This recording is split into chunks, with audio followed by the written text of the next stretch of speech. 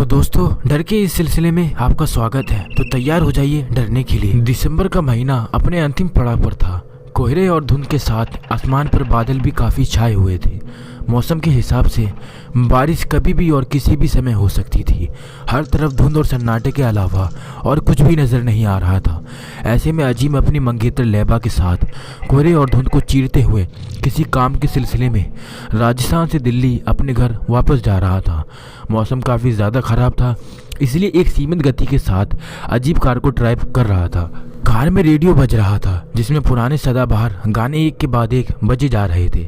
रात के 12 बज चुके थे। मौसम धीरे धीरे और भी ख़राब होता चला जा रहा था। कार में लगी एसी की गर्माहट की वजह से लैबा शायद सो चुकी थी। उसे सोता देख अजीम ने रेडियो को बंद कर दिया और चुपचाप खामोशी से कार चलाने लगा। अभी सिर्फ 5 मिनट का ही सफ़र तय हुआ था कि कार चलाते चलाते अजीम को नींद आ गई। उसे कुछ होश नहीं रहा कि उसकी कार कहाँ और किधर जा रही है। तभी अचानक सामने से एक ट्रक तेज़ रफ्तार के साथ उनकी कार की तरफ बढ़ता चला आ रहा था। रोशनी की वजह से अचानक लैबा की आंखें खुल गईं। अपनी मौत को इतनी करीब देखकर उसे कुछ समझ में नहीं आया। उसने अजीब को जगाने के बजाय कार के स्टीयरिंग को फटाक से पूरी ताकत के साथ चिल्लाते हुए एक तरफ मोड़ दिया। अजीम की आंखें भी ऐन वक्त पर खुल गईं, पर जब तक वो कार को कंट्रोल करता, कार एक पेड़ में जा टकराई। ट्रक कार के इतनी नज़दीक से गुजरा कि कार का एक साइड मिरर भी टूट गया। कार की रफ्तार कम थी, इसलिए उन्हें कोई खरोच तक नहीं आई। वो दोनों काफ़ी डर गए। दोनों ने डर से एक दूसरे को कस के गले लगा लिया। अजीम ने लैबा से पूछा, तुम ठीक हो ना? उसने रुआसी अंदाज में कहा, हाँ ए ऊपर वाले, तेरा लाख लाख शुक्र है। अजीब ने ईश्वर का धन्यवाद किया। दोनों कार से बाहर आ गए।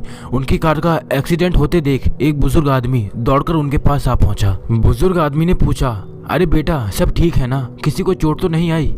अजीब ने जवाब दिया, नहीं बाबा, ऊपर वाले का शुक्र है, सब सही सलामत है। बाबा ने कहा, हजारों एक्सीडेंट हुए मगर आज तक यहाँ किसी को एक खरोच तक नहीं आई। अजीब ने आश्चर्यचकित होकर पूछा, मतलब वो देखो। बुजुर्ग ने अपने पीछे जंगल में एक जलते हुए दीपक की तरफ इशारा करते हुए कहा, वो वहाँ सूफी बाबा की दरगाह है। उनके रहमो करम से आज तक उनकी सरजमीन के सामने किसी का भी नुकसान नहीं हुआ।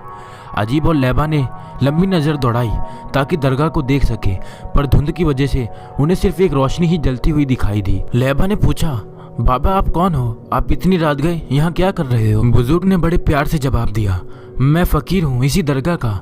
ठंड तेज थी, जलाने के लिए लकड़ियाँ लेने आया था बाहर, पर आपकी कार को पेड़ से टकराता देख मैं दौड़ता हुआ चला आया। अजीब ने लड़खड़ाती हुई आवाज़ में जवाब दिया, हाँ वो अचानक से ट्रक सामने आ गया, इसलिए कंट्रोल नहीं कर पाया। बाबा ने बड़े अचंभे स्वर से कहा, ट्रक?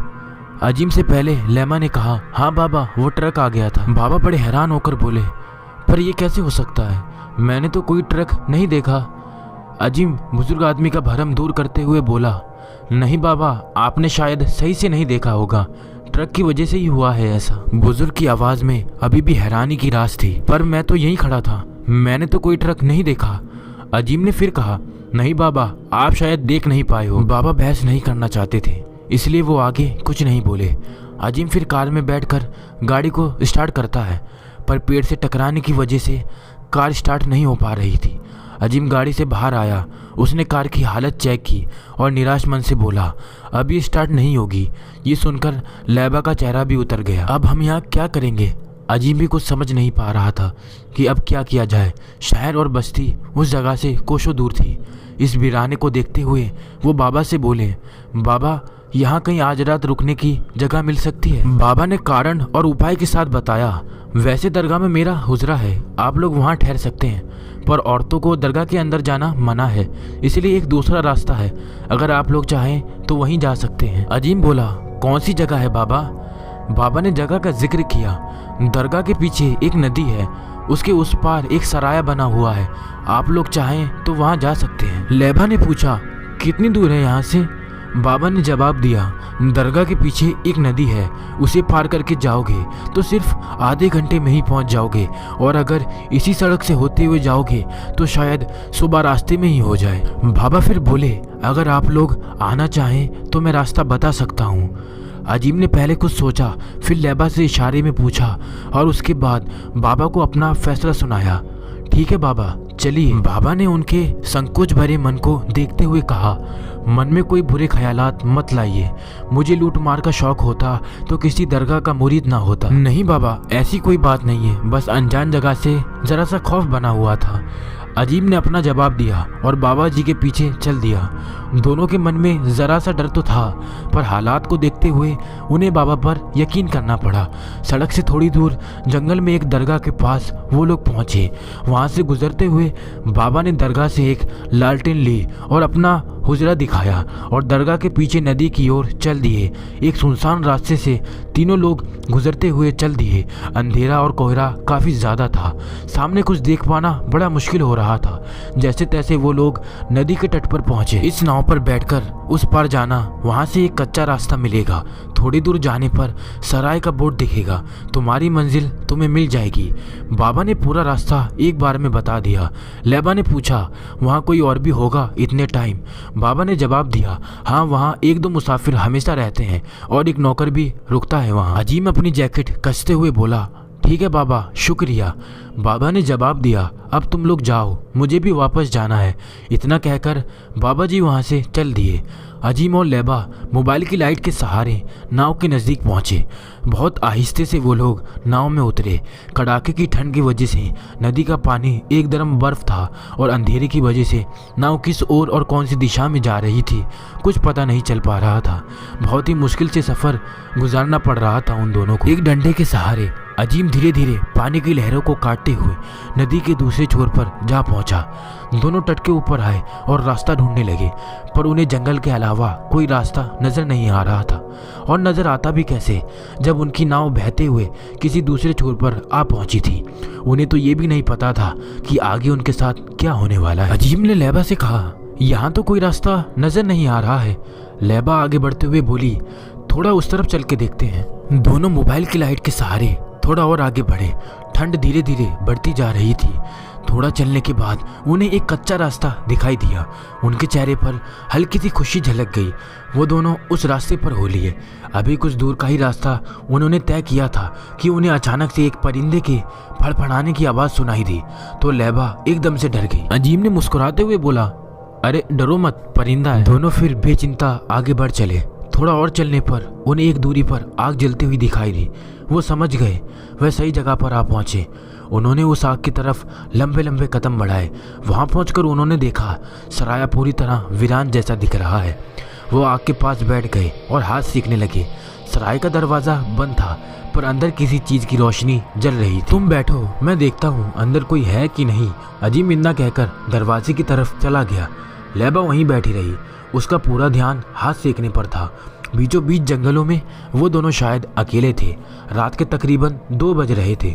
धूल और सर्दी और बढ़ती जा रही थी। लैबा चुपचाप हाथ सेक रही थी। तभी अचानक से किसी के चलने की आवाज़ ठीक उसके पीछे से आने लगी।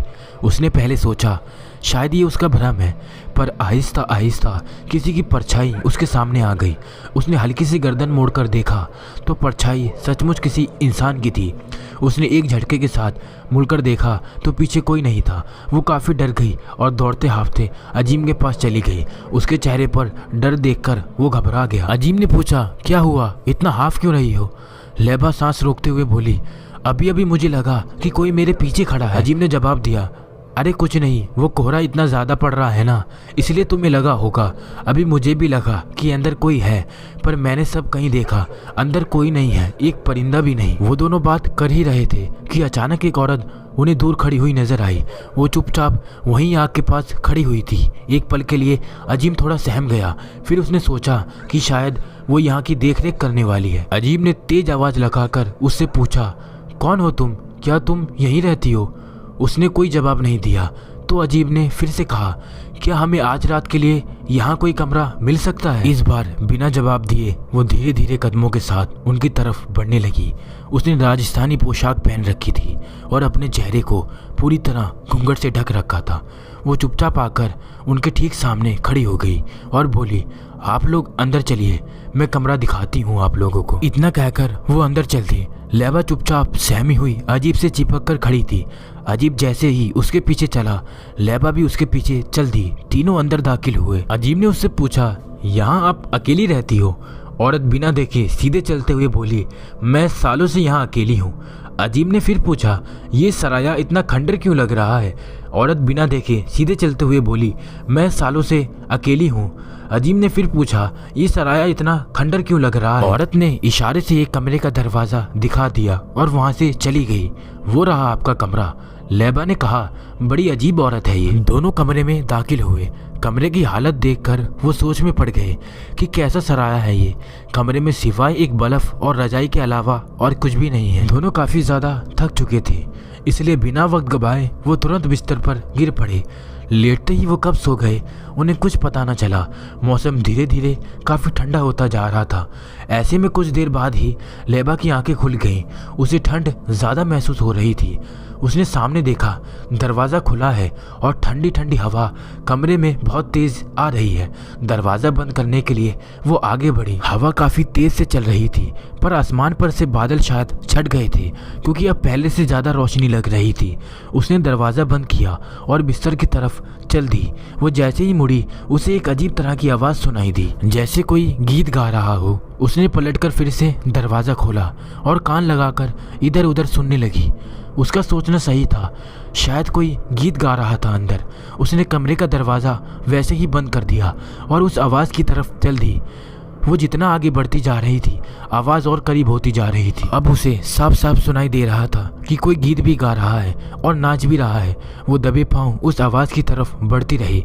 ऊपर जाने की सीढ़ियाँ थी, जिसके पीछे वाले कमरे में शायद आवाज़ आ रही थी। वो चुपचाप सीढ़ियों के पीछे वाले कमरे के पास पहुंची। कमरे का दरवाज़ा काफ़ी बड़ा था, जिससे साफ पता चल रहा था कि कमरा भी बहुत बड़ा होगा। वो दरवाजे को बिना हाथ लगाए कमरे की दूसरी तरफ चल दी ताकि किसी खिड़की वगैरह से देख सके कि अंदर कौन है। उसने थोड़ी दूर एक खिड़की दिखी। वो चुपचाप उसके पास पहुंच गई। उसने बहुत ही सावधानी से अंदर देखा। अंदर का नज़ारा देखकर उसके होश उड़ गए। उसने देखा वही औरत हवा में झूल रही है और नाच गा रही है। वो औरत खुद नाच नाच कर बातें कर रही थी। यहाँ जो आएगा वो मरेगा, यहाँ जो आएगा वो मरेगा। उसे देखते ही लैबा समझ गई कि ये कोई औरत नहीं बल्कि कोई चुड़ैल है। उसने डर के मारे दोनों हाथों से अपना मुंह बंद कर लिया और ज़मीन पर नज़र दौड़ाई तो देखा फर्श पर कई लाशें खून से लथपथ पड़ी हैं। वो बहुत डर गई। डर के मारे उसके आंखों से आंसू बहने लगे। वो समझ नहीं पा रही थी कि क्या हो रहा है। तभी उसे अजीम का ख्याल आया, जिसे वो अकेला छोड़कर आई थी। उसने अपने आंसू पोंछे, अपना मुंह दोनों हाथों से दबाया और बिना उठे रेंगते रेंगते सीढ़ियों तक गई। वहाँ पहुंचकर वो खड़े होकर दबे पांव कमरे की तरफ चल दी। उसने जैसे ही कमरे का दरवाज़ा खोला, वो गाना बजाने की आवाज़ आनी बंद हो गई। वो तुरंत अजीम के पास पहुंची और उसे इशारे से जगाया और एकदम चुप रहने को बोलकर कमरे से बाहर ले आई। उसने फटाफट सारी बातें अजीम को बता दी और उसे ले जाकर सीढ़ियों के पीछे छुप गई। थोड़ी देर के बाद वो औरत हवा में झूलती हुई उनके एकदम करीब से आ गुजरी। उसे ऐसे हवा में तैरते देख अजीम को भी लैबा की बातों पर यकीन हो गया। वो सीधे उसी कमरे की तरफ जा रही थी जहां वो लोग ठहरे हुए थे। ये सब देखकर दोनों के गले सूख गए थे। वो लोग चुपचाप अपना मुंह दबाए वहीं बैठे रहे। शायद उन्हें पता नहीं था कि शैतान इंसानों को उनकी सांसों की आवाज़ से भी ढूंढ लेता है। वो इतना तो समझ गए थे कि ये कोई सराया नहीं, पर बाबा ने उन्हें इस शैतान के पास इस चुड़ैल के हाथों मरने क्यों भेज दिया, ये अभी भी उनके लिए एक राज था। वो बड़ी खामोशी से बैठे रहे। तभी वो चुड़ैल उनके नज़दीक से कुछ गुनगुनाती हुई गुजरी। वो शायद अपनी गायकी के आगे उनकी सांसों की आवाज़ ना सुन सकी, इसलिए वो सीधा उस कमरे की तरफ चलती जा रही थी जिधर अजीम अपनी लैबा के साथ रुका था। और उसे क्या पता था कि वो लोग उस चुड़ैल को पहचान चुके हैं। वो जैसे ही कमरे की तरफ बढ़ी, अजीम लैबा को लेकर बाहर निकल गया। वो दोनों अपनी पूरी ताकत के साथ नदी की तरफ दौड़ने लगे। वो काफ़ी तेज़ी से दौड़ रहे थे और बहुत डरे हुए थे। तभी पीछे से किसी के चीखने की आवाज़ सुनाई दी तो वो दोनों वहीं ठहर गए। उनकी आंखों में डर पूरी तरह उतर चुका था। उन्हें कुछ भी समझ में नहीं आ रहा था कि अब वो क्या करें। तभी अचानक से वो चुड़ैल ठीक उनके सामने आ खड़ी हुई। इस बार उसका चेहरा खुला हुआ था। वो इतनी डरावनी दिख रही थी कि उसे देखते ही लैबा की चीख निकल गई। कितना दूर भागोगे मुझसे, इतना बोलकर वो ज़ोर ज़ोर से हंसने लगी। उसकी डरावनी और दहशत भरी आवाज़ सुनकर दोनों घबरा गए। अजीम उस चुड़ैल से बचने के लिए जल्दी जल्दी से कुछ पढ़ने लगा, पर वो कुछ पढ़ पाता इससे पहले उसने अजीम को दूर फेंक दिया। लैबा जोर जोर से रोने लगी। चुड़ैल फिर लपक कर अजीम के पास आ गई। इस बार उसने जैसे ही अजीम को पकड़ने के लिए अपना हाथ बढ़ाया, वैसे ही फकीर बाबा ने आकर उसकी आंखों में एक तरफ धूल झोंक दी। वो चीखती चिल्लाती वहां से गायब हो गई। फकीर बाबा को वापस अपने साथ देख दोनों की जान में जान आई। अजीम ने बाबा से पूछा, कौन थी ये बाबा? बाबा ने जवाब दिया, तुम लोग गलत बसेरे पर आ गए थे, ये सराया नहीं था। वो तो शुक्र मानो, मैंने उस परिंदे को दरगाह पर बैठा हुआ देख लिया था और समझ गया कि तुम लोग गलत जगह पर आ पहुँचे हो। ये इलाका बहुत पुराने राजा महाराजाओं का तवाफ खाना था। सराया तो वहीं सामने वाले रास्ते पर था। लैबा ने रोते रोते पूछा, पर ये कौन थी बाबा? मैंने वहाँ कई लोगों की लाशें देखी थी। ये पास के गांव के बंजारनों की लड़की थी। बिम्सन के वफादार आदमी एक बार इसे ज़बरदस्ती यहाँ उठा लाए थे और इसके साथ बहुत बदसलूकी की, जिसकी वजह से इसने यहाँ अपनी जान दे दी। तब से इसकी रूह इसी वीराने में भटकती रहती है और अगर भूले भटके मुसाफिर कभी यहाँ पहुँच जाते हैं तो ये उन्हें उन्हीं लोगों में गिनती है और उनकी जान ले लेती है। पर अब हमें यहाँ से जल्दी निकलना चाहिए, वो किसी भी वक्त फिर से आ सकती है। बाबा ने सारी बात शब्दों में बताई और वहाँ से जल्दी निकलने की सलाह दी। तीनों जल्दी जल्दी वहाँ से निकलने के लिए तैयार हो गए। सुबह होने में कुछ ही वक्त बचा है, उसके बाद वो फिर उसी वीराने में वापस चली जाएगी। लेकिन उससे पहले अगर हम नदी के उस पार दरगाह की ज़मीन पर नहीं पहुँचे तो वो हम में से किसी को भी नहीं छोड़ेगी। बाबा लंबे लंबे कदमों से बढ़ते जा रहे थे, साथ साथ उन्हें आने वाले हर खतरे से वाकिफ भी कराते जा रहे थे। लैबा और अजीम काफ़ी डरे हुए थे, बाबा के पीछे जल्दी जल्दी चलते जा रहे थे। हर तरफ खौफ का मंजर दिख रहा था। उन्हें अगर कोई पक्षी भी ज़रा तेज़ आवाज़ में बोल देता तो वो सब कांप जाते। जैसे तैसे वो लोग किनारे पर पहुंचे, नाव को खींचा और उसमें सवार हो गए। बाबा जल्दी जल्दी नाव को डंडे के सहारे खींचने लगे। अजीब और लैबा एक दूसरे से सिमट कर बैठे हुए थे।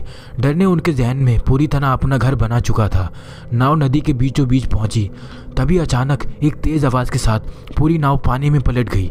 तीनों डूबते हुए गहरे पानी में जा पहुंचे। पूरी कोशिश करके वो लोग पानी के ऊपर सतह पर आए और देखा वो चुड़ैल नाव के ऊपर बैठी आराम से हंस रही है।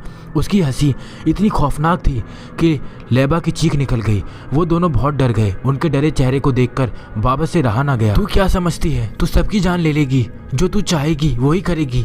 ये दोनों मुसाफिर हैं, यहाँ तेरे बसेरे पर नहीं सराय पर रुकने आए थे। नए थे, रास्ता भटक गए, इनकी जान की दुश्मन क्यों बनी है? बाबा धीरे धीरे बात करते करते उसके नज़दीक पहुँच गए। जो मेरे बसेरे पर आएगा वो मरेगा। और वो हंसने लगी। वो हंसते हुए और भी डरावनी लग रही थी। पर ये तेरे दुश्मन नहीं है। बाबा चुड़ैल की आंखों में धूल झोंकते हुए नाव के करीब पहुंच गए, जहां वो आराम से बैठी थी। लैबा और अजीब ठंडे पानी में धीरे धीरे बर्फ की तरह जमने लगे। बाबा ने अचानक से कुछ पढ़ा और हाथ में पानी लेकर उस चुड़ैल के ऊपर फेंक दिया। चुड़ैल जोर जोर से तड़पने लगी और पानी में गिर गई। उसे तड़पता देख बाबा ने अजीब और लैबा की तरफ एक तेज आवाज़ लगाई, इससे पहले कि वो ऊपर आ जाए, तुम लोग जल्दी से पानी से निकलकर नदी के उस पार निकल जाओ, जल्दी करो, जाओ। अजीब ने देखा बाबा नाव पर सवार हो रहे हैं और उनकी तरफ आ रहे हैं। वो दोनों जल्दी जल्दी पानी से बाहर निकले और नदी के ऊपरी छोर पर जाकर खड़े हो गए। बाबा जल्दी जल्दी आओ बाहर। अजीब ने एक तेज आवाज़ बाबा को लगाई, जल्दी करिए बाबा। बाबा ने एक तेज आवाज़ लगाई, मेरी फिक्र ना करो, तुम लोग जल्दी से दरगाह तक पहुंच जाओ। वो दोनों पहले कुछ देर खड़े सोचते रहे तो बाबा ने फिर चिल्लाकर कहा, मैं कहता हूँ तुम लोग जाओ जाओ। इस बार अजीब ने लैबा का हाथ पकड़ा और तेज तेज से दौड़ना शुरू कर दिया। वो अपनी पूरी ताकत के साथ दौड़ता जा रहा था। थोड़ी दूर दौड़ने के बाद उन्हें बाबा की एक दर्द भरी चीख सुनाई दी। शहर से कोसों दूर किसी ने आज बिना अपनी जान की परवाह किए अजीम और लैबा की जान बचा ली थी। वो दोनों चीख सुनकर वहीं खड़े हो गए, जैसे किसी अपने ने आज उनके लिए अपनी जान गंवा दी हो। दोस्तों एक रिक्वेस्ट है, अगर आपको वीडियो अच्छी लगी हो तो इस वीडियो को लाइक और चैनल को सब्सक्राइब कर देना।